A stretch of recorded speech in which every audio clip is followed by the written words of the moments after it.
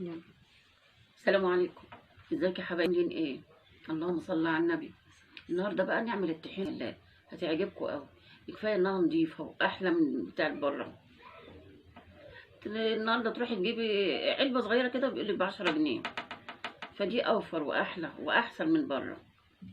هنعمل كده نص كيلو سمسم باذن الله، مع كوبايتين سمسم وكوبايه دقيق وكوبايه زيت.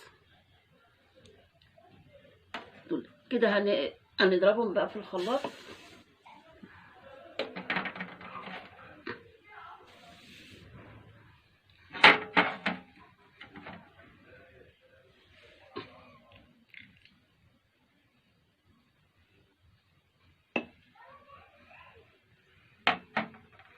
هنضرب الاول السمسم بالزيت ونشوف الدقيق، لو احتاجنا هنحط، لو احتاجنا زيت هنحط، ولو بنضرب معاهم الدقيق لو احتاجنا دقيق هنحط برضه، هنضيف عليه على حسب ما يطلع حلو السمك بتاعه.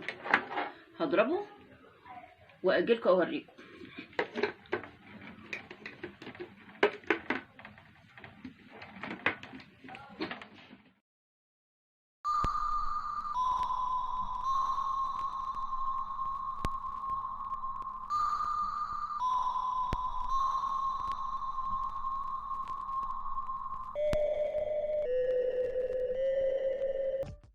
بصوا كده انا ضربت الطحينه السمسم بالزيت، وكده بقى هنضيف دقيق، لو احتاجنا هنحط دقيق تاني.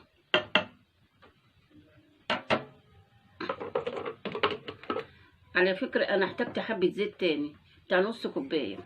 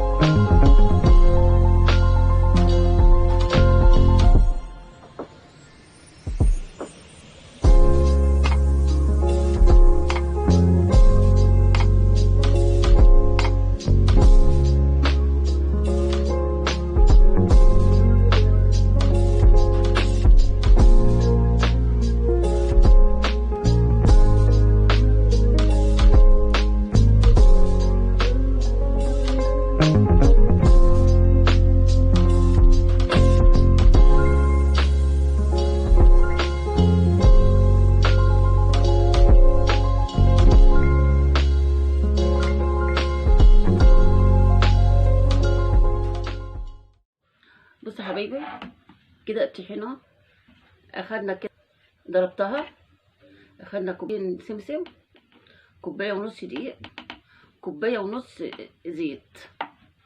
بصوا بقت جميله ازاي وتقيله، جميله قوي. جربوها تعجبكم قوي باذن الله، وبألف هنا وشفا للي اكل، والألف هنا وشفا للي شاف.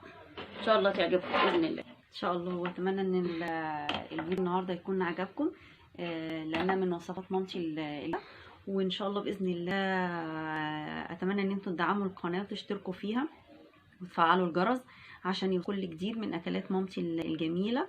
وان شاء الله تجربوا الطحينه وتكتبوا لنا في التعليقات رايكم ايه فيها، وباذن الله يعملوها احلى من بره بكتير، وما تشتروش من بره تاني، بيت انضف واحلى، وخصوصا انها من ايد مامتي. باي باي.